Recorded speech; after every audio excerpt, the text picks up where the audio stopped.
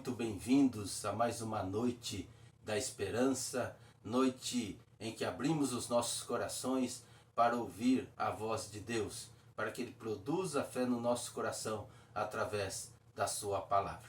Eu quero convidar você para abrir a sua Bíblia ou aí no seu celular, lá no livro do profeta Isaías, Isaías capítulo 54, do primeiro versículo ao versículo 5º. Isaías 54, de 1 a 5. Assim diz a palavra do Senhor: Jerusalém, você nunca teve filhos, você nunca sentiu dores de parto, mas agora cante e grite de alegria, pois o Senhor diz: a mulher abandonada terá mais filhos do que a que mora com o marido.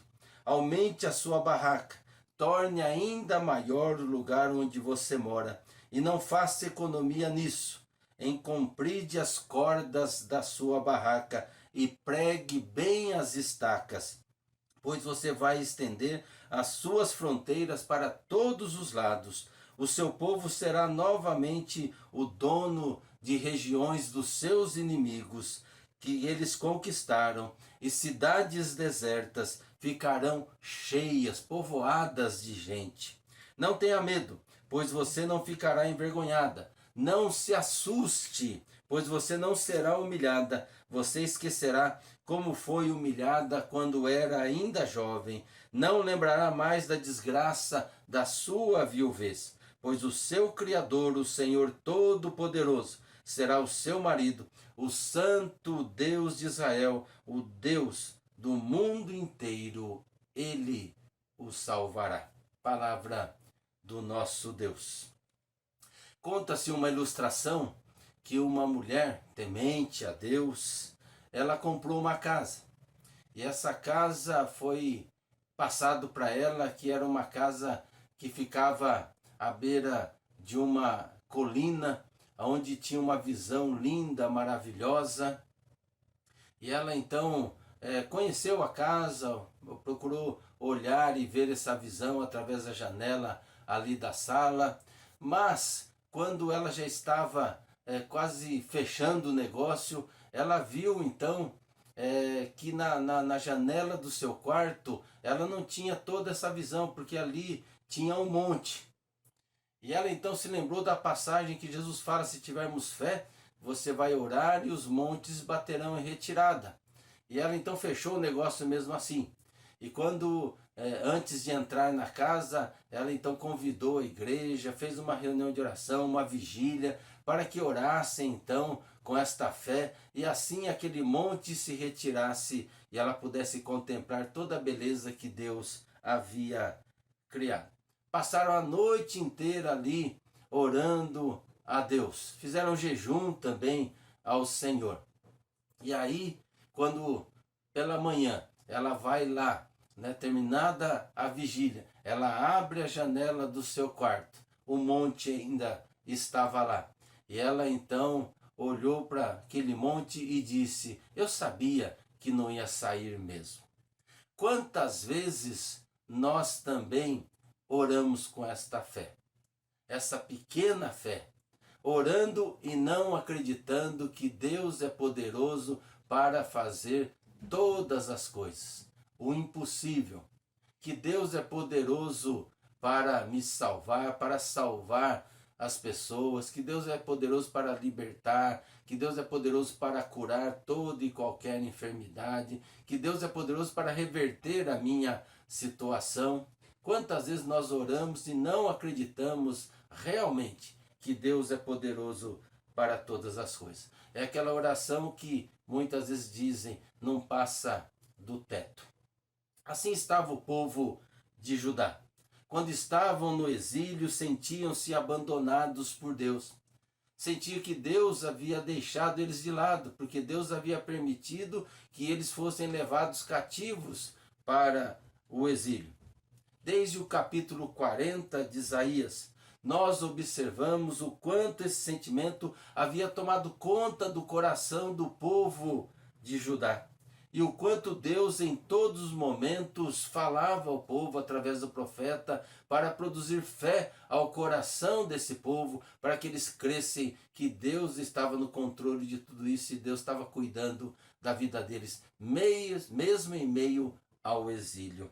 Lá em Isaías 40, do verso 27 a 31, só para você ter uma noção, diz assim: povo de Israel, por que você se queixa dizendo, o Senhor não se importa conosco?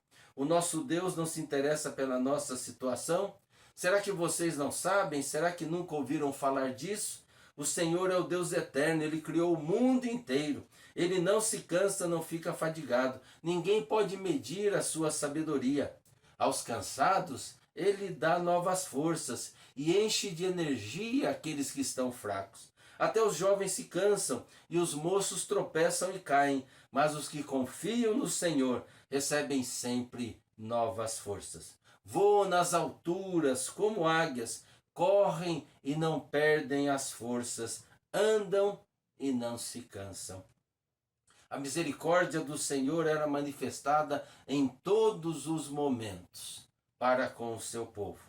E aí entra o texto que nós lemos. O povo estava então se sentindo abandonado, numa terra estranha, no caso aqui era a Babilônia.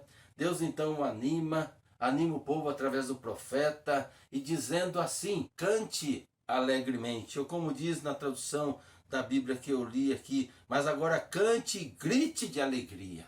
Grite de alegria. Chegou o tempo oportuno, chegou o tempo da libertação, chegou o tempo da colheita. E Deus usa aqui da figura da mulher estéril. E diz que esta mulher teria então muitos filhos. Ela seria abençoada com muitos filhos. Chegou o tempo do retorno, o tempo de voltar para a terra natal, o tempo da reconstrução. Mas para isso era necessário que o povo então fizesse a sua parte. Primeiro, alargar o espaço da sua tenda. O que significa isso?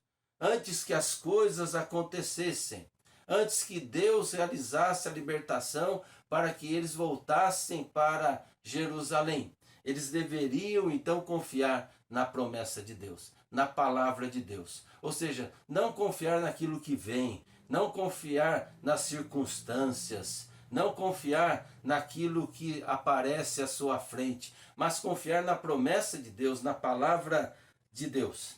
Antes de acontecer, eles deveriam então agir crendo nessa promessa.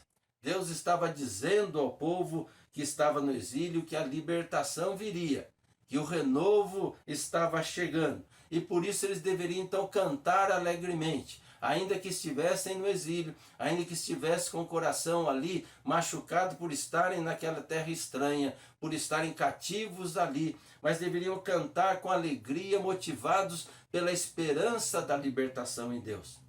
A nossa tendência é sempre ficar aguardando os resultados para depois fazer alguma coisa. Mas a proposta de Deus não. A proposta de Deus é diferente. Faça primeiro. E aí sim você vai ver as coisas acontecendo.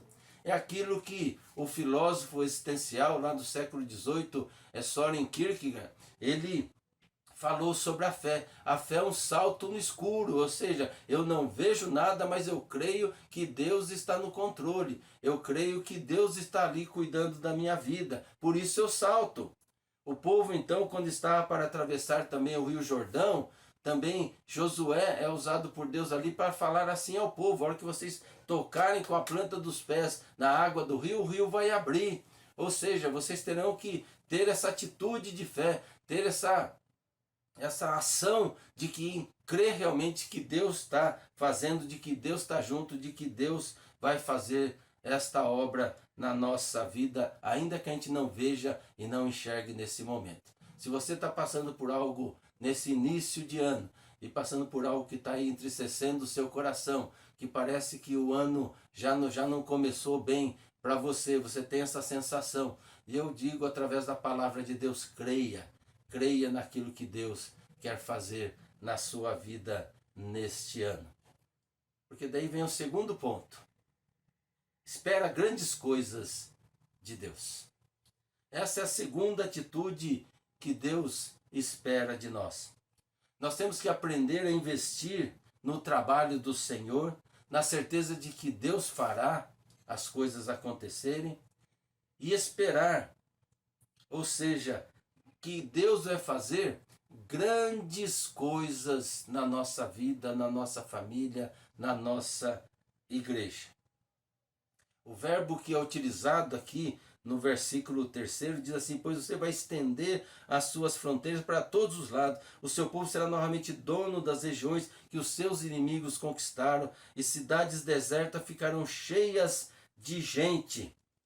Ou seja, o verbo aqui que o profeta utiliza demonstra que Deus iria fazer grandes coisas, que Deus ia estender o domínio deles para todos os lugares, para onde os inimigos haviam conquistado. Deus ia trazer de volta, Deus ia trazer para a posse do povo novamente. Numa outra tradução diz que transbordarás, ou seja, ia transbordar aquilo que Deus ia fazer na vida deles. É aquilo que o Salmo 23 diz, que o cálice transborda, porque Deus nos unge com o seu óleo precioso. E o cálice então vem a transbordar, porque quando Deus faz, Ele faz grandes coisas. É assim que eu creio que Deus vai fazer na nossa vida, que Deus vai fazer na sua vida, que Deus vai fazer na vida da nossa igreja, que Deus vai fazer na vida do nosso país. Tudo que fizermos tem que ser baseado na fé, nessa confiança, nessa certeza, não na sua fé, mas naquilo que Deus é. Não é fé na fé, mas é fé naquele que pode todas as coisas, que é o nosso Deus.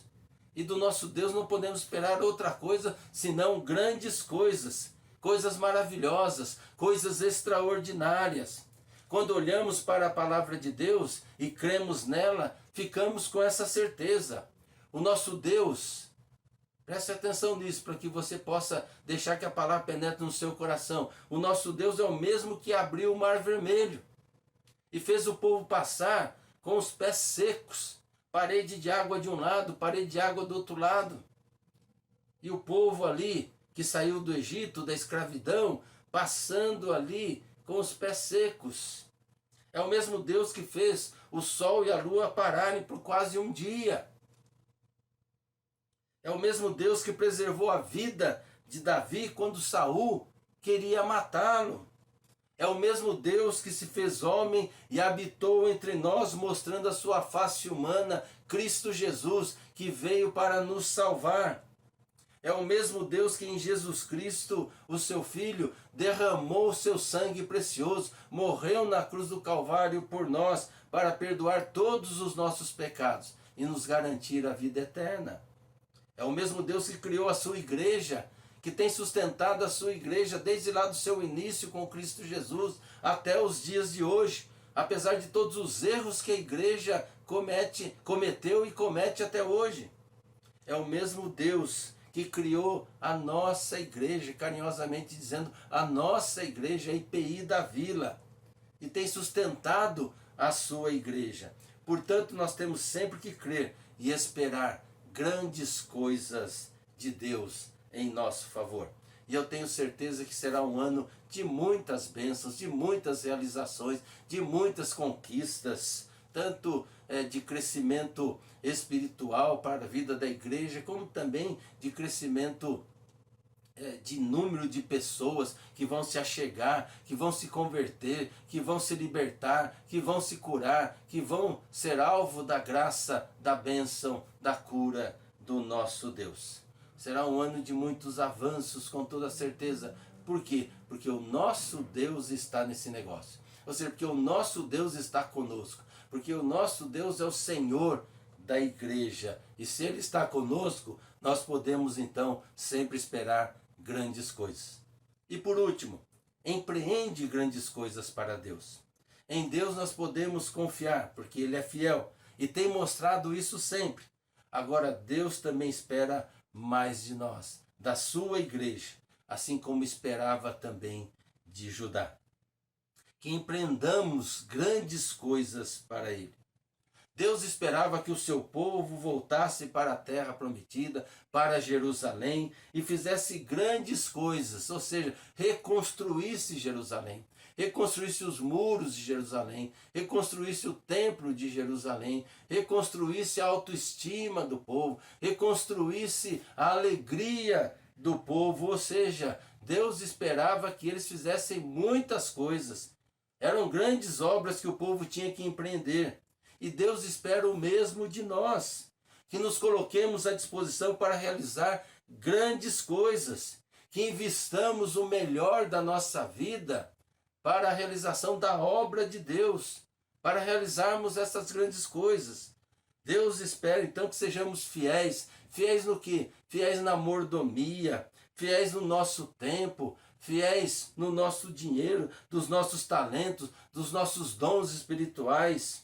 Assim como na hora do ofertório, para o sacrifício a Deus, aquele que tinha o seu rebanho, ele entrava no meio do rebanho ali e ele procurava e via aquela ovelha que foi cuidada durante muito tempo, que era uma ovelha sadia, a melhor que tinha no rebanho, a mais gordinha, aquela mais carnuda, aquela que realmente era melhor, que saltava às vistas de todos, e ele pegava aquela ovelha, levantava aos céus e dizia: esta é para o Senhor. É assim que nós devemos fazer para o nosso Deus, oferecer o melhor da nossa vida para o nosso Deus. Como Jesus no auge da sua juventude, da sua vida, aos 30 anos de idade, ele dedica toda a sua vida a cumprir a missão para a qual ele foi enviado. Ele colocou-se nas mãos de Deus, sofreu por isso, sabia o que ia acontecer, e mesmo assim ele não voltou atrás, não retrocedeu um milímetro sequer. Sentiu medo, sim, sentiu tristeza, fraqueza, sim, chorou, ficou deprimido, mas mesmo assim ele confiava que aquele que o chamou é aquele que iria sustentá-lo, iria cuidar da vida dele. E por isso ele empreende então grandes coisas para Deus, entregando a sua própria vida. Nós devemos fazer o mesmo, porque Deus não aceita migalhas, sobra. Deus quer o melhor da nossa vida, porque Ele dá o melhor para cada um de nós. Ou seja, se é pastor, dê o melhor. Se é presbítero, presbítera, dê o melhor. Se é diácono, diaconisa, dê o melhor. Se é liderança, dê o melhor. Se é criança, dê o melhor. Se é adolescente, dê o melhor. Se é jovem, dê o melhor. Se é adulto, dê o melhor. Se é a terceira idade, dê o melhor da sua vida para o nosso Deus. Porque é isso que Deus espera de nós. Que a gente fale como Isaías lá no seu chamado, no capítulo 6. Eis-me aqui, envia-me a mim. Concluindo, queridos irmãos e irmãs, Deus quer fazer grandes coisas esse ano na nossa vida, na nossa família, na nossa vida profissional e também na igreja. Eu não tenho dúvidas que Ele irá fazer. Então vamos fazer o quê? Vamos alargar as nossas tendas. Ou seja, confiar no poder de Deus. Confiar que Deus está no controle e vai fazer grandes coisas. Vamos então trabalhar e esperar que Deus realize em nós e através de nós grandes coisas. Grandes coisas. E vamos empreender também grandes coisas em nome de Jesus. Que Deus nos abençoe.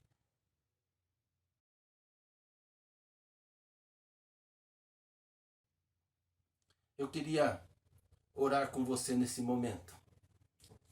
Vamos colocar a nossa vida e colocar a vida também daqueles que amamos na presença do nosso Deus. Pai querido, em nome de Jesus, obrigado, Pai, porque o Senhor tem nos abençoado, tem nos ajudado. E por isso o Senhor também, ó Pai, tem nos capacitado para a realização da Tua obra. Assim, ó Pai, que nós possamos, confiando nas Tuas promessas, empreender grandes coisas para o Senhor, na certeza de que o Senhor fará grandes coisas por nós e em nós e através de nós. Abençoa o Teu povo, abençoa a Tua igreja, abençoa quem está assistindo, ó Pai, esta mensagem. que pode estar com o coração apertado devido a uma enfermidade, devido a problemas na família, devido, ó Pai, a pessoas que amam, que estão aí enfermas, estão internadas, devido à falta de esperança no nosso país. Pai, em nome de Jesus, que a Tua palavra possa produzir essa fé no coração, que a Tua palavra venha tirar toda a tristeza, toda a depressão, que venha tirar toda a angústia, toda a frustração, toda a dúvida e ali preencher com a fé em Cristo Jesus. Que a Tua palavra renove as nossas forças e possamos então confiar que o Senhor está no controle da nossa vida, da nossa família, ó Pai, no controle do nosso país, no controle da igreja, no controle de tudo. E portanto, se o Senhor está no controle, se o Senhor está nisso, nós podemos esperar grandes coisas do Senhor. Por isso nós louvamos, adoramos ao Senhor e nós aqui declaramos, todos juntos com o Senhor: eis-me aqui, envia-me a mim. Eis-nos, ó Pai, aqui, envia-nos a nós. Em nome de Jesus. Amém, Senhor. Amém e amém.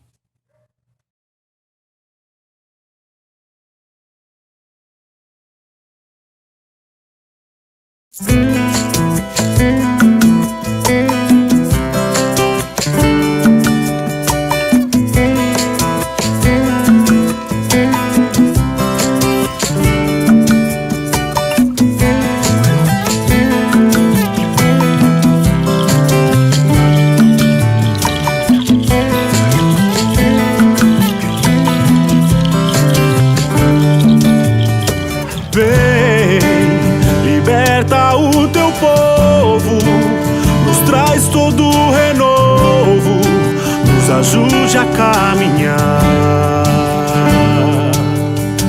Vem, pega em nossas mãos, traz restauração, queremos contigo andar, Sempre adorarei,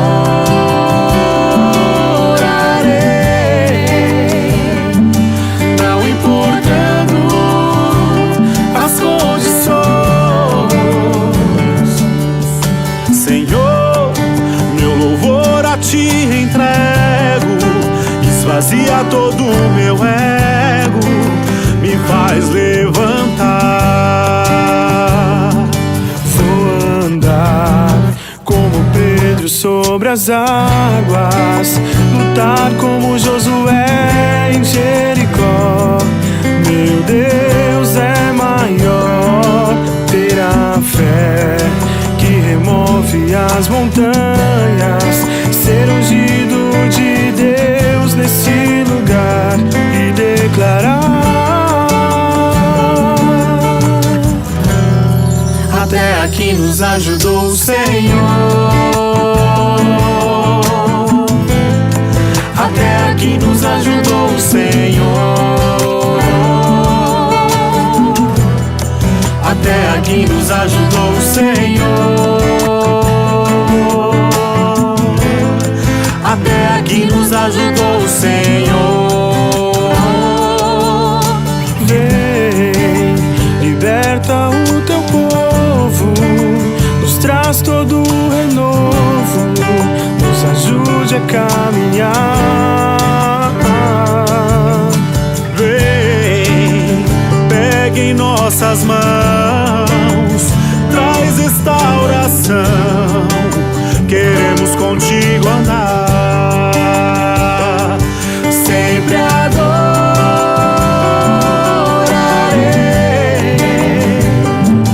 não importando as condições.